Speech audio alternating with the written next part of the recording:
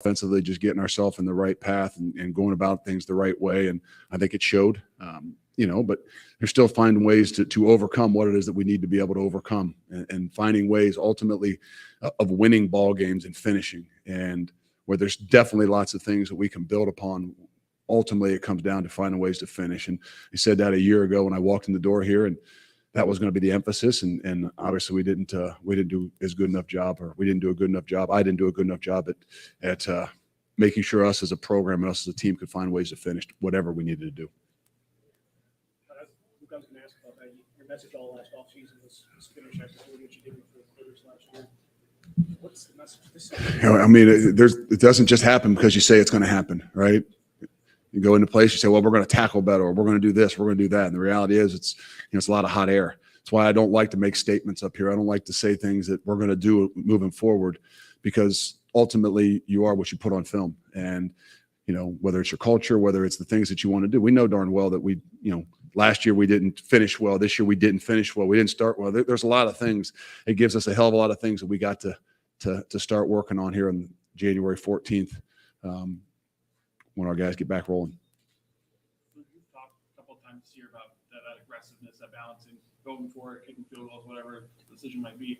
What's the process like on the sideline? Is it just kind of you talking with coaches, or how do you kind of get to that point? Because there are a couple of times, not just tonight, but this season, timeout was used to talk about stuff.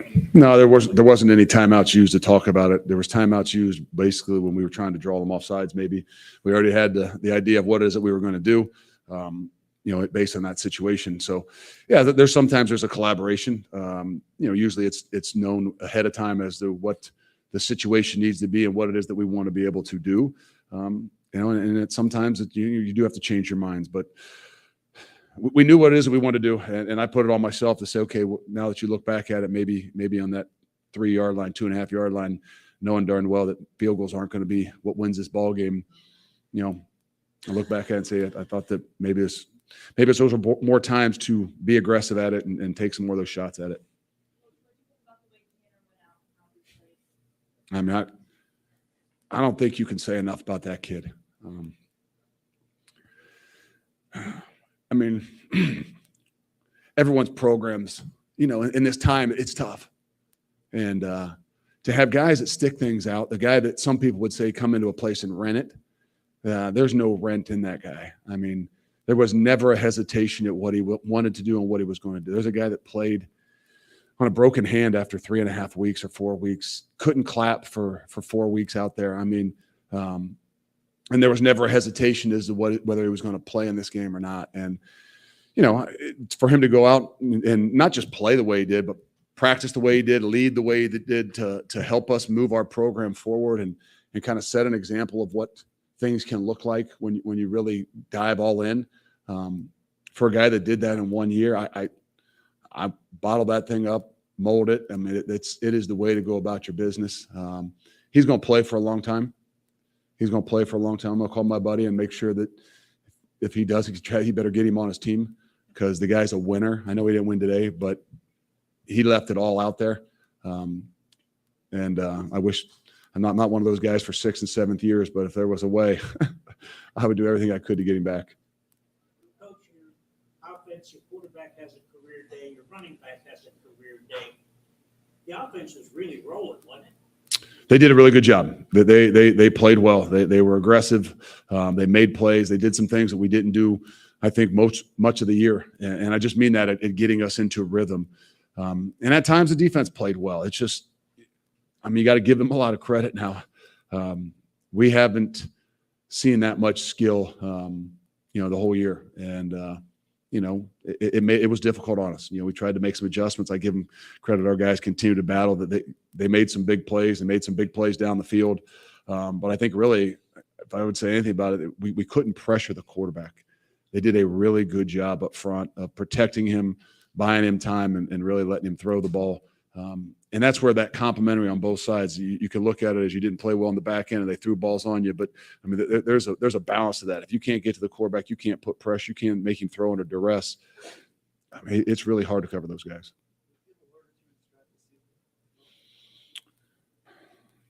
I think in the last few weeks, whether we've had reflections and things about that. I think that the word is roller coaster. It's just, and I'm not saying that a lot of seasons aren't that way, but you talk about the ups, the downs, it's the twists and the turns that, I think make it the most difficult thing. I've said it, this has probably been the most difficult stretch of, 2.5, 3 months that I've, had in coaching. And, there's just a lot of things. And I probably forget about that being year one is how much you have to go through.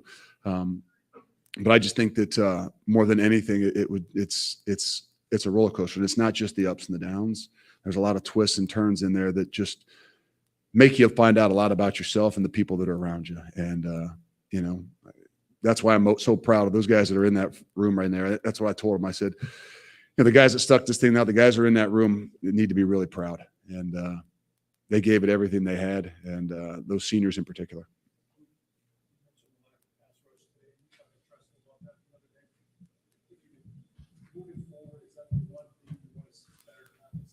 No, there's a lot of things we want to see better. I'm not going to point a finger at one thing. They did a good job. And then there's max protections where you're not going to get there. There's other opportunities where you got to get there. And you got to win some of those one-on-ones. You got to win those two-on-ones. And that's what it comes down to. And, you got to give them credit. They did a heck of a job up front. And, but yeah, we do. We need to find more ways. And sometimes that's blitzing, and we did a fair share of that. But when it comes down to it, as they throw the ball around, it's hard, the guys are trying to cover back there to think you're going to send 5 and 6 every other time. And what it comes down to is we just got to execute better. The guys played their butts off. They played as hard as they possibly could. They worked at it. They practiced at it. It's just, we've got to do a better job at execution. We got to do a better job at the moment. Further? Last one. You Judge Technology was going to play a big role in the offense today. What do you think about him getting his first extended action on the offense? It's probably too bad he got twisted up there in the last kickoff.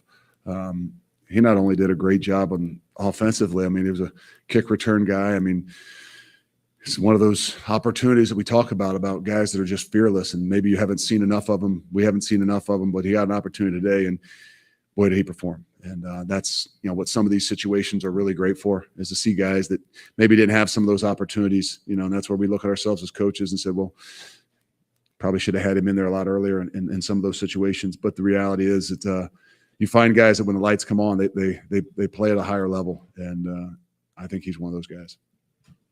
Thanks, Wisconsin players are down in the hall in the room on the left.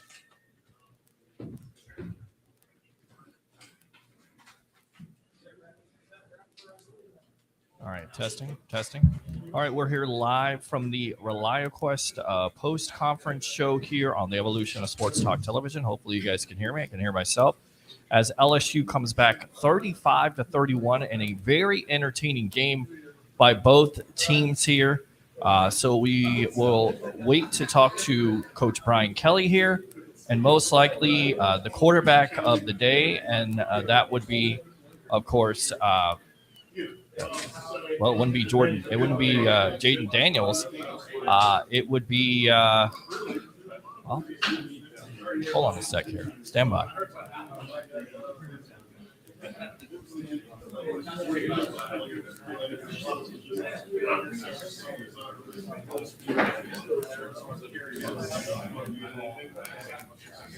Garrett Nussmeier, of course. So most likely that will be your MVP. We'll see here. We'll keep you abreast of the situation here live on the Evolution of Sports Talk Television here on Amped Up Sports. Of course, my page, I Love St. Pete, LinkedIn Live, and of course, the Evolution of Sports Talk Television on YouTube. Stand by.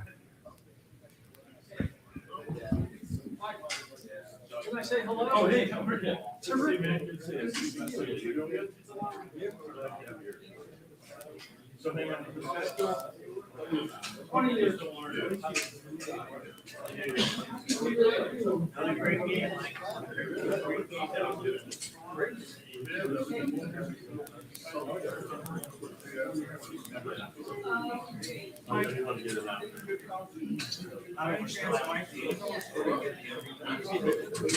Coach first.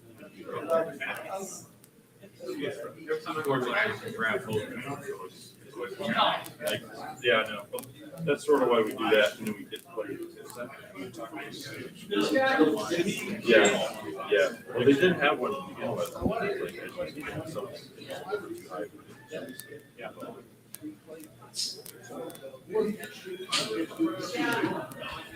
I did. I caught the most of the part with his headphones on there, and I'm going to talk to him really quick. We're here live on the Sports Web with, of course, the legend himself, Mr. Leo Haggerty. Leo, great game today at the ReliaQuest Bowl, right? What a surprise, Peter. It's always been a great game here. I can't remember the last blowout we've even seen here. Not in the last 5-10 years. It's always been a great game. And I said it would come down to last team in the ball, and pretty much it did. And I also told you that it would come down to not only LSU's offense, but skill position players. We saw that on display today, especially with Brian Thomas Jr. there, really showing out. Malik Neighbors was kind of held at bay, but once again, big time plays. And you got to give credit to where credit is due as we're live here on Amped Up Sports with yours truly, Peter Blake, live from the post-conference here between LSU and Wisconsin as LSU comes back and wins 35-31. The skill positions really showed out, and credit to where credit is due. Garrett Nussmeier, 15 practices, and Coach Brian Kelly talked about it before in the pre-conference that, you'd be able to run this offense, and he was able to do it. Absolutely. And you know what? Give credit to both quarterbacks. I mean, they were dropping dimes. It was amazing to see how both of them were playing. Give credit to LSU. They're down 14-0, come back. They're down 28-14, come back. And there wasn't panic. You thought with a backup quarterback there would be. There wasn't any panic. He just sat there and he did what he needed to do, which was, hey, kid played well. Let's be honest. He played well. Wisconsin played good. LSU played a little better. Yeah, absolutely. And I tell you right now, I wasn't thinking that this was going to be, an offensive explosion, but you have to say this goes down as one of the best ReliaQuest bowls of all time, correct? Oh God, yes. This is it's top 5. Yeah, and not saying that bad, but it's some great games. I mean, Northwestern and Auburn in double overtime. It's last week here, Mississippi State with coach passing, and they went on the last play against Illinois. And we've seen some great games here, and this is right up there with it. The state of Louisiana has owned Raymond James Stadium as the Saints, of course, defeat the Tampa Bay Buccaneers yesterday 23-13.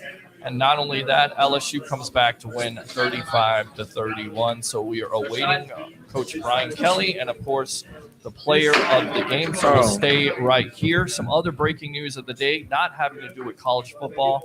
Disappointing to say the least. Wander Franco arrested, taken into custody, and it looks like he is going to face a judge on Wednesday. Your overall thoughts of this whole situation, because it's a mess. Yeah, well, you're innocent until proven guilty, but it doesn't look good right now. There's just way too much has come out, and the fact that you got a kid, you got a kid who's basically got more money than God right now, and mic check 1 2 mic check 1 2 3. Hello, mic check. Yes, we're doing a mic check as we speak here. All right, I'll do a Peter check. Peter check 1 2 3. But yeah, it's a shame because he may have played his last game not just for the Rays but in Major League Baseball. Agree. All right, so we will get off that subject. We will await Leo Haggerty. Thanks a lot for your time here, and we'll see you on the post game. All right, stand by. Headphones. Yeah, that wouldn't have been good. All right, so stand by out there. We're live on the Sports Web, the evolution of sports talk television, from the post-game conference at the ReliaQuest Bowl as LSU once again beats Wisconsin today. The Badgers 35-31. Stand by.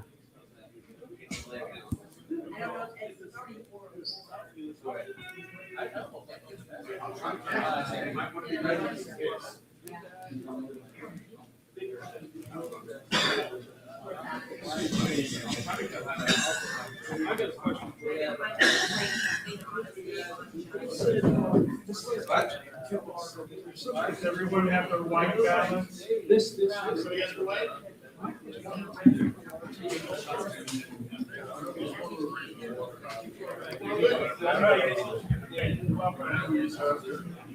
Right now, you're seeing the inner workings of a press conference and how it works. So I thought we would have the coach first, but instead we had Luke Fickell come out you could see how emotional he was, disappointed for his kids out there who played well, and his quarterback who coming into the game only had 6 touchdowns really showed out today. But when it came down to it defensively, as I thought, I didn't think they had enough weapons to shut down LSU in the skill positions, namely a Brian Thomas Jr. So stand by.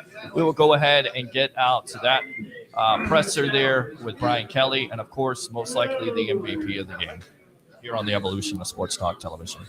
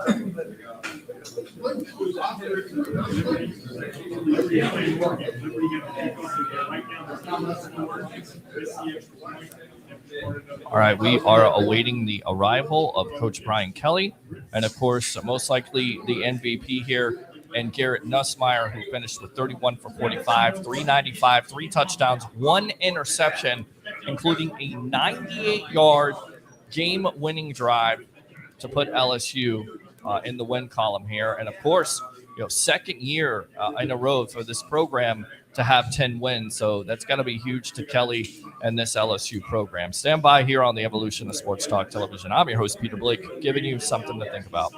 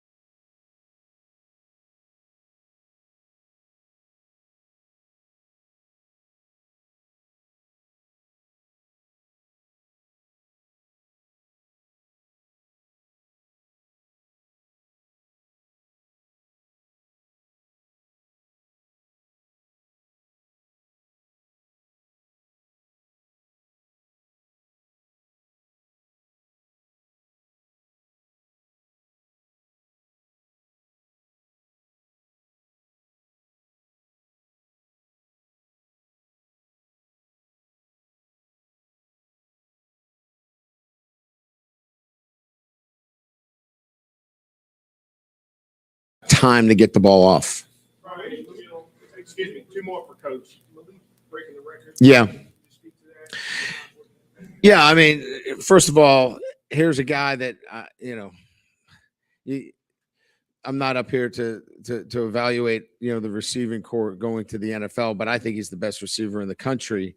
Plays in this game, and he wanted to do it for his teammates. He wanted to do it for LSU, and he wanted to do it because he wanted to break the record. And there's nothing wrong with that. I think that's awesome. And once he got the record, I told him, that's it. You're done. You've done everything and more than we've asked you to do. So he fought me a little bit on it, and that it was an easy decision.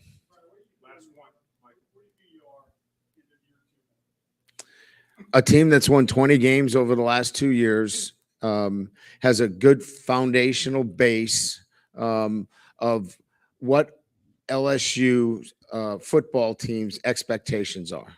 This is a team that year in and year out should be competing for championships. And you can't do that when you come in with 35, 36 scholarships, but you have to stabilize it, and then you have to build that from within. I think we've done a really good job the first 2 years of stabilizing, put a strong base on it. Now I think it's, as we go into 2024, I feel really good that this program is stabilized and now ready to really ascend as we move forward. Thank you.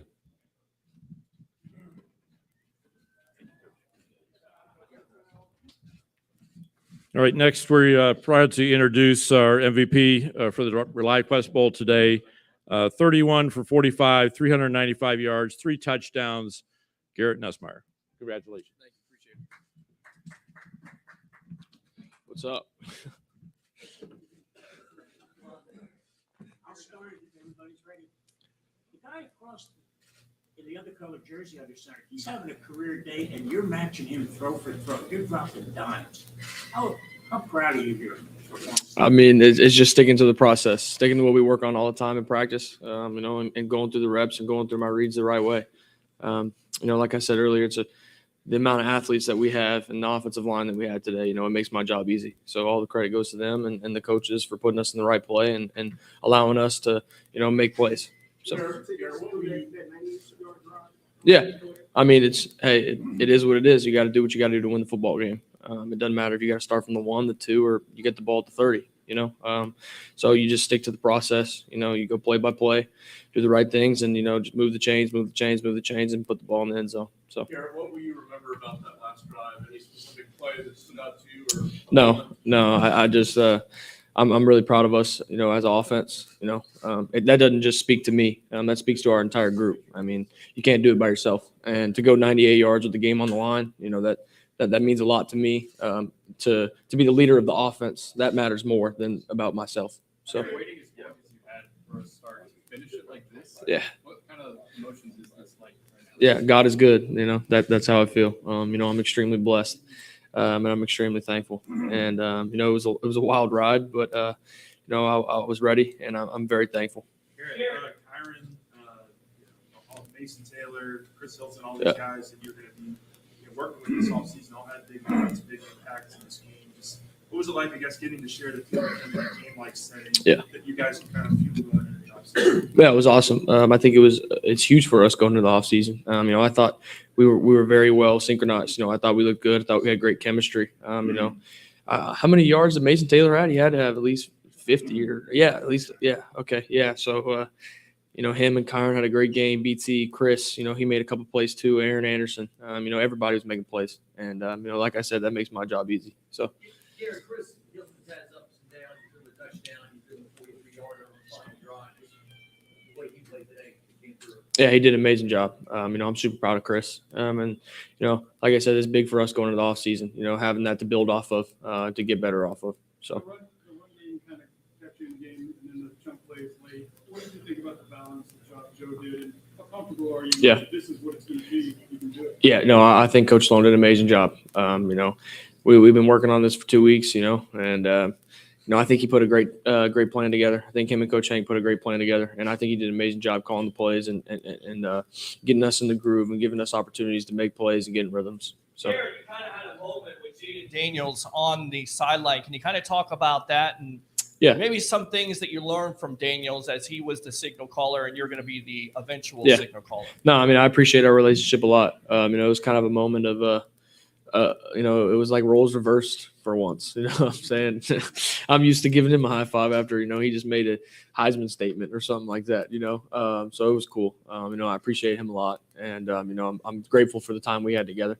What's the important piece of this for your confidence? I wouldn't say it goes into my confidence. I would say I take pride in always being confident and always being ready. But I think it's huge for our offense, to have the type of game, like the way we performed today. Sorry, I'm stumbling, but the way we performed today, it's huge going into off season. 35 points, and it took us a minute, but we got rolling. I think that's going to be a great opportunity for us to build and continue to work throughout the off season and into Las Vegas. What was the key to kind of getting rolling, as you say, Yeah. during those first 4 drives? Yeah, I mean, I think it's it was interesting because you have different guys in there. It's a different group, and me and Jaden's skill sets are very different. And so we were trying to gel, we were trying to mesh, we were trying to get it right. And I think once it clicked, and we were rolling. So What did you see on that? You realigned some receivers on that goal line. Game winner. What did you see? I won't go too into detail to give away kind of our plan, but I just felt like I needed to make a decision and change the protection and give BT a chance to win the ball game. So How did the Hero Perkins hand off? no, I mean, we've been working that for a week or so. I wish we would have called the dang play action off it, but no, I'm happy for Perk. That was awesome. That was really cool. Perk Heisman 2025 or 2024. I guess we're starting that. I think that's the trend we were starting today. So Couple more for Garrett. What kind of advice did your father give you prior to this game? yeah, he told me just to go play, just to stick to my process and stick to what I've been working on.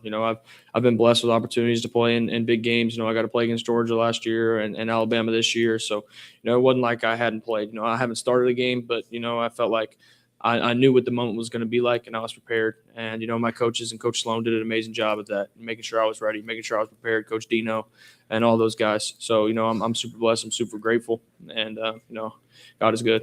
You heard TJ talk about the foundational piece of this. I guess, how does it feel from a player perspective? Sorry, can you repeat that? You heard Brian talk about the foundation Mm-hmm. part of like year 2, I guess. What does it feel like from a player perspective? Do you feel like next year's your year to kind of turn this? Yeah, I mean, it's huge. When new coach comes to a program, I think most people will say that third year is a special year. And, I'm really proud of the strides that our program has made, and it's there. You see more buy-in, I think I said earlier in the week, when you have a bowl game nowadays and you got everybody on the roster playing in the game, I think that's special. And outside of 2 guys, but, I think that's special. It shows the buy-in that we've created. And, this win, it speaks volumes to who we want to be.